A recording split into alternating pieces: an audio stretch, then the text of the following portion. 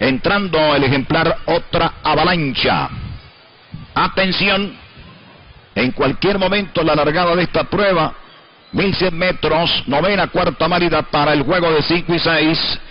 Arrancan, la largada es pareja. De inmediato Otra Avalancha por la parte interior, ataca a Lalita Mini por la parte exterior de la pista, y también Doña Fina viene metiéndose en la pelea, pasando la lleva a Doña Fina a dominar la situación sobre Lalita Mini y Otra Avalancha. Lobe Licés por fuera viene el cuarto lugar, en el quinto Unforgettable, en el sexto Energía, en el séptimo lugar está avanzando Misa Sáez y se quedó Nena Boheume a unos 17 cuerpos en la última posición, 22 segundos y 2/5 los primeros 400 metros. Domina ahora Lalita Mini, insiste Doña Fina y se lanza Lob Elicés por la parte exterior. Por dentro viene el cuarto Otra Avalancha por primera línea cuando giran la última curva e ingresan ya a la recta final, a la carga Lob Elicés contra la puntera Lalita Mini, que se defiende. Otra Avalancha tercia por primera línea, dominando ahora por la parte central de la cancha Lob Elicés. Pasó el 9, Lob Elicés cae. Otra Avalancha al final contra Lob Elicés. Otra Avalancha corre mucho por dentro, pasando Otra Avalancha por primera línea, ganó Otra Avalancha.